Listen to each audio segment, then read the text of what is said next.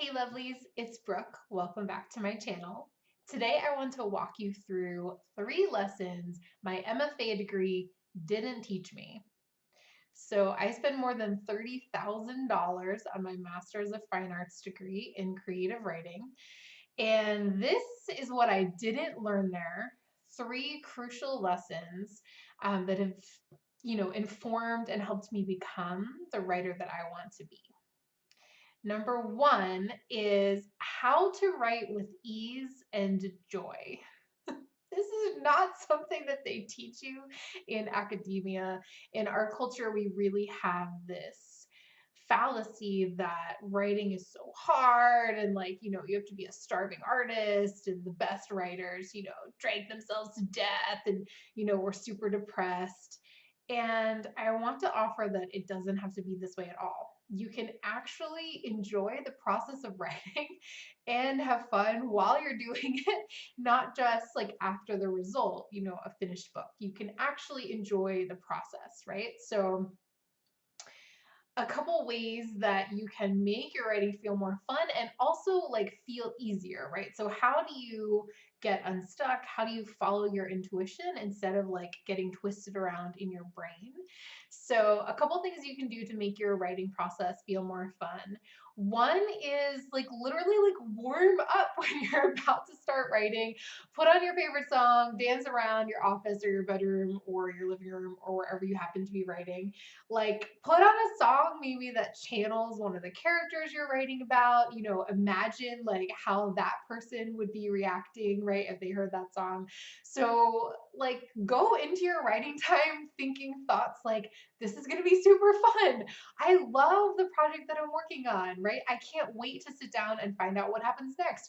I can't wait to kind of like get to the next step of the process, like writing the next page, writing the next scene. Give yourself a pep talk, whatever it takes to kind of like come into the writing process with some really good energy.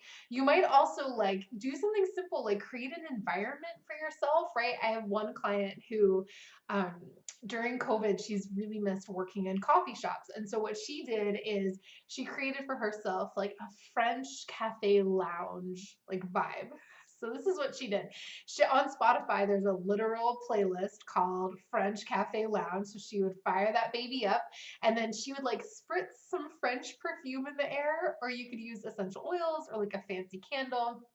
She would like make herself like a fancy coffee. I think she has an espresso machine, but if you don't, like run out to your favorite coffee shop, drive through, or run inside, get a coffee, come back, put it in a fancy mug, right? And like create a fun environment for yourself. So that's one way you can make your writing process feel more fun and enjoyable. And when you get stuck or like you feel like there's a block in the way, you don't know what's going to happen next, I invite you to practice following your intuition, right? Intuition is basically a dirty word. If you are in the academic world, it's all about intellectualism, what you think, what you've studied. Everything has to be like labored over in your brain.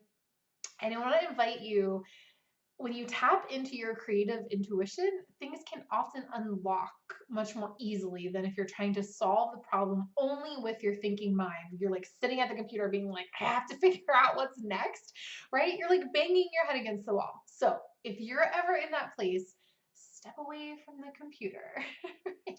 Step away from the computer and either go for a walk or sit in another room with a journal or a notebook, like not your phone, not your laptop, like use actual pen and paper just for a moment, right? Walk with me here.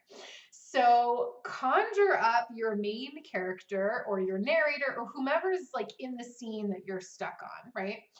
And imagine that they're like sitting next to you if you're like on your bed, or they're sitting across from you at a table, or if you're out for a walk, like imagine that they're like walking next to you, right? These are people you spend time with like all day long, sometimes for hours and hours, possibly in a week or in a month.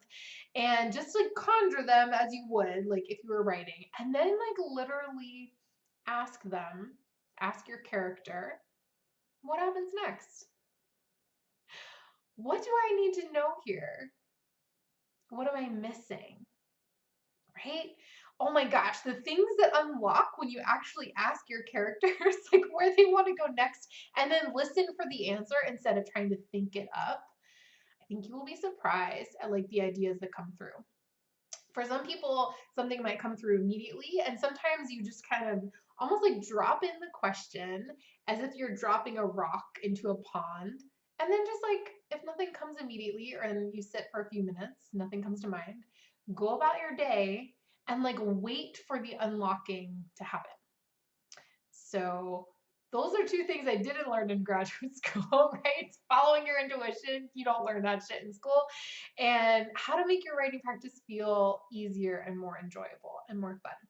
So the next one is that I didn't learn, the next lesson about writing that I didn't learn in graduate school is how to stop being so mean to myself about my writing in particular and kind of just more generally, right? So again, academia is sort of, and even like a lot of writing workshops and a lot of writing groups that some of my clients and my writing community members have been part of and told me about, a lot of these cultures, right, in the writing world are like competitive and people are like at each other's throats and they're tearing each other down and they're giving this like really hard and harsh critique, just like everything that's not working, right?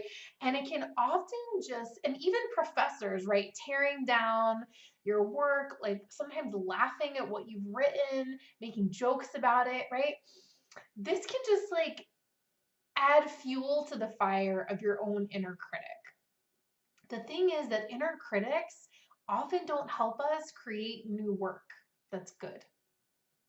An inner critic can serve a purpose when it's reined in appropriately of helping us revise our work when it's already written. But when the inner critic is too strong, it can paralyze us from creating something new.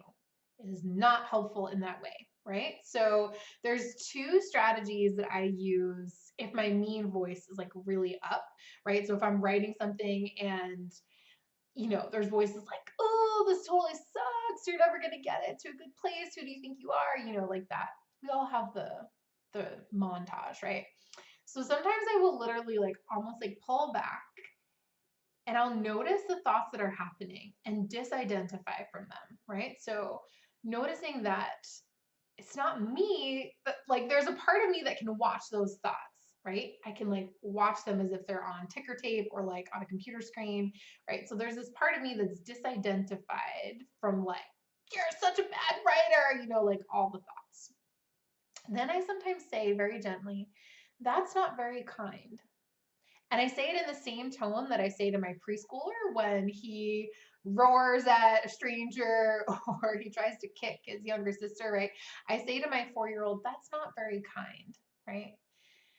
If he is saying potty words at dinner, it's not very kind, right? That's not how we behave, right? So I will just say very gently to these critical thoughts, like, that's not very kind.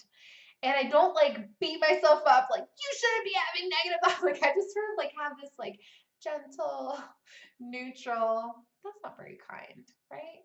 And sort of like as I would for my preschooler, like coming back to the task at hand. So he gets distracted really easily, my 4-year-old. And so I will sometimes like physically, like if I'm trying to get him to like put on his shoes, I will sometimes physically go get him from the playroom and just like gently like take the toy out of his hands and just be like, we're gonna do this now. Like, or if he's like really clutching onto something or trying to hit his sister, I'll be like, that's not very kind, right? We're gonna go over here and do this now. So I will say to my inner critic, that's not very kind. And then I'll redirect it, like right now we're writing.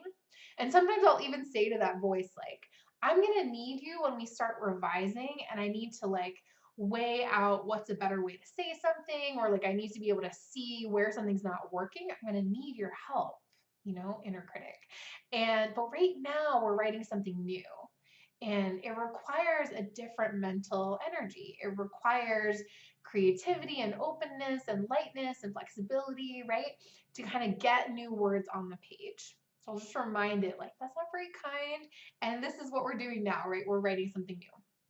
The other exercise that I will sometimes do or offer to clients that are having a lot of trouble with their inner critic while they're writing, and it's really paralyzing them from writing forward in their draft, and they're like reworking the same few pages or the same chapter over and over, is an exercise from Anne Lamott's great book, Bird by Bird.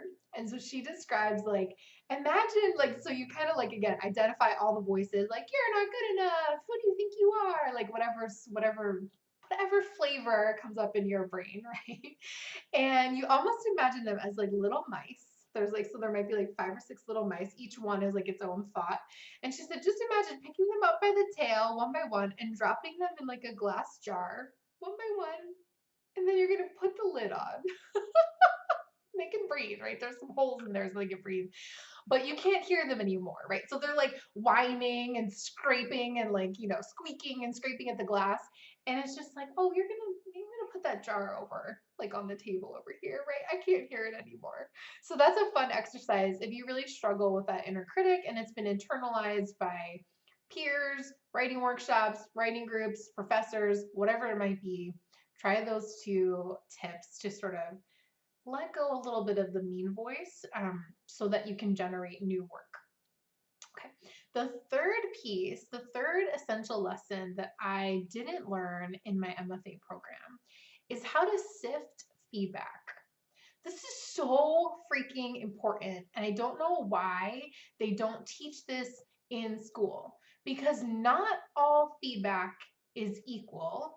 Not all feedback is going to serve the particular work that you are doing. Not all feedback is in line with the vision of what you're trying to create. And at the same time, there's also, I see like there's this opposite thing happening for students where they'll get feedback and be like, oh, I don't need to take that. Like my work is, you don't understand my work, right? So what's the middle ground between being able to sift out feedback that's like not aligned to the vision of what you're creating, but then also be able to let in feedback that's going to make your work better? It's a really important skill to learn. So here is what I do is I sift through all the feedback that I'm getting, and I notice what is landing in my body with resonance and what is landing in my body with dissonance. And this is like, it's kind of a sophisticated skill because sometimes feedback that lands with resonance is also painful, right? It lights up like pain and like other creative wounds or creative trauma that we've had. And it's like, we don't want to let it in, or like we don't want to have to do the work that's going to be required to like take the feedback in. So like how do you differentiate? So let's start with this. So this is a tool called the Body Compass by Martha Beck, and it's super helpful. So think of a statement that you know to be true, like I love my son, my daughter, my sister, my mom, my significant other, whomever, my best friend. Or the sun rises in the east. So any statement that you know to be true, and notice like what it feels like in your body. So when I think about a true statement, like I feel like my chest feels like relaxed, feels like warm, expansive, like there's almost, again, there's like this resonance feeling as if you're like hitting a drum and it's kind of reverberating, right? There's this kind of like reverberation. And I'm like, yes, that's true. So you want to really like notice like what is the flavor in your own body that's coming up when you think of a true statement, something that you know without a doubt is true, like you can kind of embody the truth of it, right? And that once you have that, really like you can pause the video if you need to, like notice like all the flavors, what's coming up in your body. The second thing you're going to do is think of like an outrageous statement that you know to be false. Like, I love vomiting. Like something like, it could be kind of ridiculous, but like it's so extreme. It's like you're like, that's not true. Like, no way. Notice like what does that feel like in your body? So if I'm thinking of something that's super false, it feels like almost like itchy, like I'm like, ooh, like I just like my body kind of like contracts away from it. I get like, actually my fingers get a little bit cold. Like there's kind of this whole um physical response that happens for me. So notice what's happening in your own body when you think a statement that you believe with everything in you is not true. So this is called your body compass, and you're going to notice things that feel closer to the true statement, right? Like something like warm, expansive, like your body might feel like relaxed, or like again, that like reverberation feeling. And then you're going to notice things that feel closer to how your body feels when you think of something that's false, right? So a couple other things about sifting feedback. I'm going to walk through like how this actually works. So first of all, only ask for feedback when you're ready, right? So I see a lot of writers putting out a piece like in a workshop or in a classroom setting or in a group, and like it's really still like they're new writers and they're really like they're trying something new. This is their first, like they're really kind of like feeling things out. It might not be ready for feedback. It might need to like incubate for a while longer, right? So it's totally okay if you're not ready to show anyone your work. Certainly you need to show someone your work if you're going to like create and release, which is an essential part of the writing life. You know, you don't want to hold on forever, right? So there's a happy balance. But if you're really not ready for feedback, like that's okay. Just don't ask for feedback, because if you ask for feedback before you're ready, it can short circuit your entire process. So let's imagine you get feedback like in a workshop. And I'm going to give you a real example. Actually, an example of at a writing residency when I was in graduate school, two different professors gave me feedback on two different chapters of my book. So you want to go somewhere alone after you get the feedback and really like consider each part and like notice how your body feels. Just like notice what's coming up. So for example, when I was writing, do I have it here? My novel, the book that would become Catchlight. I don't have a copy of it right next to me. I was in graduate school and I had two like pretty famous, like well-known professors. And I remember one of them said to me, so Catchlight is about a family dealing with their mother's Alzheimer's disease. There's four grown kids, they don't get along at all. And then all of a sudden they have to come together to make decisions for their mother's health and her future, her money, like all these things, and also figure out how to come back together as a family. So I had a professor who, and one of the characters is a therapist, so that plays a role in the story. And I had one professor who was like, you need to ditch the whole family saga angle and really play up like the therapy angle. Like it could become this really cool, like psychological thriller mind fuck of like, you know, this character is giving therapy to these people and, you know, she has a stalker and then she's getting therapy and like, you know, it could be this whole psychological thriller. And I remember like, I was like, no, like, that is not what I'm doing at all. That is like not what the book is about. The book, the family system is the center of the book. It's the heart of the book. And like, I'm not going to just like ditch that to do this like trendy, cool idea. Like that was just not in line with my vision for the book. So another professor, I think this might have been at the same residency, I'm not sure.